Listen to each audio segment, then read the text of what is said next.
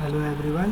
अभी तक हम लोगों ने जो डिस्कशन किया था अपना, ठीक है, वो डिस्कशन हम लोगों का किस चीज़ पे था? वो डिस्कशन हम लोगों का था कोडिंग डिकोडिंग के लेटर और नंबर कोडिंग पे, ठीक है। लेकिन अब जो हम लोग डिस्कशन करने वाले हैं वो बहुत इम्पॉर्टेंट है और आजकल बहुत आ रहा है एग्ज़ाम में, ठीक है। काफ़ी मार्क्स कैरी करता है, ये 3 से 4 मार्क्स कैरी करता है।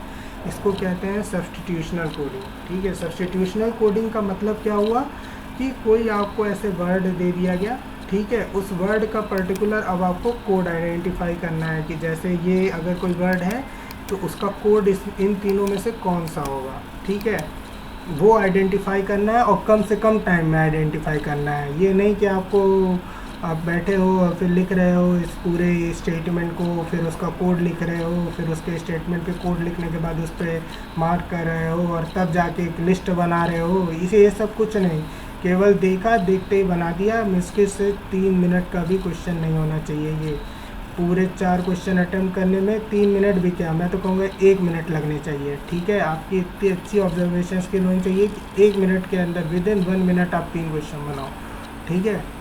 तभी आपका बैंक निकलेगा, क्योंकि आरआरबी में आपके पास जो एग्ज़ाम टाइम होगा रीजनिंग अटेम्प्ट करने के लिए वो 40 क्वेश्चन केवल 22 से 25 मिनट के अंदर अटेम्प्ट करने हैं। उसमें पजल भी रहती है। अब आप बैठ के कोडिंग डिकोडिंग ही अगर बैठ के बनाने लगोगे 5 मिनट में तो पजल कब बनाओगे? पजल तो हो गया, फिर आपका क्वेश्चन जाएगा छूट और कट ऑफ निकलेगा नहीं, क्योंकि कट ऑफ बहुत जाता है पीओ का भी और ऑफिस असिस्टेंट का भी। तो इसीलिए खूब प्रैक्टिस करो कि स्पीड बनाने पे ध्यान रहे। क्वेश्चन सब बन जाएंगे एग्ज़ाम के बाद, जब सोचोगे सब बन जाएंगे, लेकिन एग्ज़ाम में नहीं बने तो क्या फ़ायदा। इसीलिए खूब प्रैक्टिस करो स्पीड बनाने की, ठीक है। चलो अब इस क्वेश्चन को डिस्कशन करते हैं, फिर आगे बढ़ते हैं हम लोग। मेरे और आज ये प्री लेवल का लास्ट टॉपिक है। एक कंडीशनल कोडिंग भी है, वो मैं बाद में कराऊंगा, वो मैं तब कराऊंगा जब प्री लेवल का एग्ज़ाम हो जाएगा। उसके बाद फिर मैं जैसा रिस्पांस रहता है आप लोगों का उसको देखते हुए फिर डिसाइड करूँगा कि मुझे वो कंडीशनल कोडिंग वाला कराना है कि नहीं कराना है। फ़िलहाल मैं प्री लेवल का ये लास्ट इम्पॉर्टेंट टॉपिक है कोडिंग डिकोडिंग का, जिसका मैं आज डिस्कशन करने जा रहा हूँ। देखो क्वेश्चन में क्या लिखा है, इन अ सर्टेन कोड हर आइडिया हैज़ मेरिट। हर आइडिया हैज़ मेरिट, कितने वर्ड हैं? 1 2 3 4, ठीक है। हर idea has merit is coded as फा लू बूम, ठीक है। उसके इसको कोड किया गया है कैसे? फालू बूम से, ठीक है। फालू बू माँ, MA है यहाँ जो कि कट गया है, फालू बू माँ, ठीक है। चार लेटर है, 4 वर्ड है और उनके करस्पॉन्डिंग 4 कोड है, फा लू बू और माँ, ठीक है। Merit list has been displayed is written as गो ही लू सी माँ, कितने वर्ड हैं? 1 2 3 4 5, ठीक है। तो ऊपर क्या था? 4 वर्ड 4 कोड, नीचे क्या है? 5 वर्ड 5 कोड। इससे क्या क्लियर हो रहा है कि हर वर्ड का एक पर्टिकुलर कोड होगा जो कि इसमें या तो दिया हो सकता है, अगर मान लो कोई वर्ड ऐसा है जिसका नहीं क्लियर हो रहा है, ठीक है, तो वो हमेशा आइदर और में चलेगा। कि मान लो कोई जैसे इसमें लिस्ट और हैज़ का मान लो अगर कोड आगे जाके हमको ना क्लियर हो, ठीक है, लिस्ट और हैज़ का मान लो आगे जाके ना क्लियर हो, तो अगर लिस्ट का कोड पूछ ले तो फिर मान लो ही लू ऑप्शन में दिया है, ही लू किसी का नहीं है, ठीक है, लेकिन ही लू से ये भी नहीं क्लियर हो रहा है कि ही लू में से कौन सा लिस्ट का कोड है। तो अगर लिस्ट का कोड कभी पूछ दिया तो हम क्या करेंगे? ही लू को आइदर और में ले जाएंगे, ठीक है। ये चीज़ है कि इसको आइदर और में ले जाएंगे। और अगला जो है वो क्या है? अगला लाइन लिखा है हर नेम डिस्प्लेड देयर, ठीक है, हर name displayed there, 4 word 4 code, ठीक है। इसी तरीके से क्या दिया है? Name in merit list is written as माँ या झो है, ठीक है। तो यहाँ भी क्या है? 4 वर्ड्स और 4 कोड। अब इसको कैसे अटेम्प्ट करना है मैं बताता हूँ उसकी ट्रिक, और उसको अगर जिसको भी समझ में आए वो देखो, और नहीं समझ में आए बाद में तो फिर मेरे से टेलीग्राम चैनल पर आप डिस्कस कर सकते हो, मैं बिल्कुल आपके डाउट का आंसर करूँगा, ठीक है। फ़िलहाल के लिए ये देखो कि अब आपको क्या करना होता है। ऐसे जब भी क्वेश्चन आए सबसे पहले क्या करो, एक सरसरी निगाह से चारों स्टेटमेंट देख लो, ठीक है।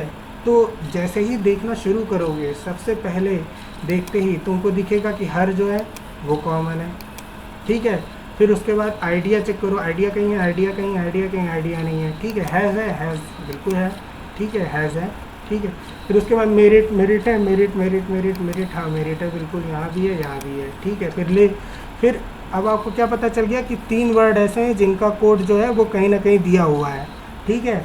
तो अगर मान लो हमसे क्वेश्चन में पूछ दे कि आइडिया का कोड क्या होगा, तो फिर हम लोग इसमें देखेंगे कि इसमें से फा, लू, बू और मा में से ऐसे कौन से कोड हैं जिनका बाकी जगह मिल रहा है। तो देखो इसको जब देखोगे तो देखते ही तुमको पता चलेगा कि लू, फा फा फा फा फा कहीं नहीं मिल रहा है, तो फा हमारा क्या हो गया, डायरेक्ट देखते ही मिल गया, सबसे पहला ही ऑप्शन मिल गया कि भाई आइडिया का कोड फा होता है, ठीक है। देखो कहीं भी फा दिया है, कहीं नहीं दिया है। जबकि लू देखो यहाँ भी दिया हुआ है, बू भी यहाँ दिया हुआ है, ठीक है। माँ भी यहाँ दिया हुआ है। तो हमको क्या पता चला कि ये चीज़ जो है बस देखते ही ऑब्जर्व हो गई, ठीक है। अब क्या है कि अब इसी तरीके से merit list has been displayed में भी चेक करना कि कौन कौन से ऐसे वर्ड है जो कॉमन है, ठीक है। देखो मेरिट तो ऊपर ही कॉमन था, यहाँ, ठीक है, यहाँ कॉमन है, ठीक है। लिस्ट कहीं दिया है, लिस्ट, हाँ लिस्ट दिया है। फिर उसके बाद हैज़ तो था ही, ठीक है। फिर बीन कहीं दिया है, बीन नहीं दिया है, ठीक है। फिर उसके बाद डिस्प्लेड है, बिल्कुल है, डिस्प्लेड बिल्कुल है, ठीक है, यहाँ। तो अब क्या पता चला कि अब भाई लिस्ट भी कॉमन हो गया, सब कॉमन हो गया, लेकिन बीन कॉमन नहीं है, ठीक है। तो बीन का भी कोड ढूंढ लेना कि ऐसा कौन सा कोड है जो कहीं नहीं दिया हुआ है, ठीक है।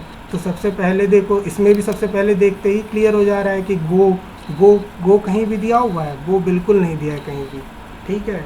तो गो कहीं नहीं दिया, इसका मतलब क्या हुआ, गो किसका कोड हो गया, बीन का। तो एग्जामिनर बस इसी में टेस्ट करेगा आपको। कई बार वो डायरेक्ट जो होते हैं कॉमन वर्ड, उनको भी आप चेक कर सकते हो, जैसे मेरिट यहाँ भी है, मेरिट यहाँ भी है, मेरिट यहाँ भी है। तो अब आप देखो कि मेरिट जैसे 3 जगह कॉमन है, तो 3 जगह क्या कॉमन है। तो सबसे पहले देखो कि सबसे पहले और इस लाइन में माँ कॉमन है, ठीक है। सबसे पहले और इस लाइन में माँ कॉमन है, ठीक है। माँ जो होगा वो हमारा कॉमन होगा, ठीक है। हम लोग किसका चेक कर रहे हैं, मेरिट का। तो माँ यहाँ भी है, ठीक है, माँ यहाँ भी है। तो मेरिट का चेक करो कि माँ क्या यहाँ भी है, बिल्कुल। और ऐसा कोई है जो और कोई कोड जो तीनों में कॉमन हो, बिल्कुल नहीं, ठीक है। तो इससे क्या पता चला, मेरिट का कोड क्या हो गया, माँ, ठीक है। अब इसका मैं एक कॉपी बुक अप्रोच बताता हूँ। उसमें क्या होता है कि अब आप क्या करो कि अब जैसे मान लो अभी तो ये तो बहुत इजी आया है, ठीक है। कभी मेंस लेवल में अगर इतना आ जाए टफ, जब कंडीशनल कोडिंग हो या हो, तो उसके लिए इस क्या टेक्निक होती है कि उसको आप एक अलग अलग स्क्वायर बॉक्स में मार्क कर लो, ठीक है। तो जब ज़्यादा टाइम आपको अवेलेबल हो तो फिर आप इसको स्क्वायर बॉक्स में मार्क कर लो। फिर स्क्वायर बॉक्स में मार्क करने के बाद देख लो, जब देखोगे तो अलग अलग जो जैसे हर का आपने अगर स्क्वायर बॉक्स में मार्क किया है तो उसके कोड को भी आप एक स्क्वायर बॉक्स में मार्क कर लो, ठीक है। इसी तरीके से आइडिया का ढूंढो, हैश का ढूंढो, जिसको भी अलग अलग मतलब तरीके से शेप एंड साइज़ के बॉक्स में मार्क करके उसको आप कोड लिख लो और फिर बनाओ। ये तो कॉपी बुक अप्रोच है, ठीक है। ये मैंने समझाने के लिए बनाया है, लेकिन इसको ऐसे कोई करेगा नहीं। ये नहीं कि सर ने बनाया था तो हम भी बैठ के बनाने लगे और क्वेश्चन करने लगे, ये नहीं करना। ये मैंने सिर्फ समझाने के लिए बताया है। इसको मैंने अलग अलग स्क्वायर बॉक्स में केवल इसलिए दिखाया है कि बाद में जब भी आप ये चीज़ स्लाइड देखो तो आप ये रिलेट कर सको कि कैसे ढूंढना रहता है। ढूंढने का टेक्निक बताया ना मैंने कि जैसे ऊपर दिया हुआ है, ऊपर से नीचे डायरेक्ट आप कंपैरिजन करना सीखो, तुरंत ऑब्जर्वेशन करो। जैसे जैसे कोड आपको समझ में आ जाए, जो दिया है बस उतना ही सर्च करो, बाकी कुछ नहीं सर्च करना है। जो दिया है उसको सर्च करो और कोड में सर्च करो। अगर एग्जैक्ट पर्टिकुलर कोड मिल जाता है तो बहुत अच्छा, नहीं मिलता है तो आइदर और अगर नहीं दिया है और फिर भी पूछ रहा है तो कैन नॉट बी डिटरमाइंड, ठीक है। बस यही टेक्निक है 3 डिजिट कोडिंग की। अगर इतना समझ में आ गया है तो बिल्कुल 3 डिजिट कोडिंग के क्वेश्चन बनाओ। और मुझसे कोई भी डाउट हो या इससे रिलेटेड कोई भी क्वेश्चन पूछना चाहते हो तो टेलीग्राम चैनल का लिंक आपको इस वीडियो के डिस्क्रिप्शन में मिल जाएगा, उस पर जाओ और मुझसे शाम को 6 से 8 के बीच में इससे रिलेटेड जो भी आपके डाउट्स या डिस्कशन हो वो मुझसे कर सकते हो। मैं हमेशा वहाँ अवेलेबल रहता हूँ, ठीक है। और बाकी को प्रैक्टिस करो एंड गुड लक, ठीक है। Thank you so much.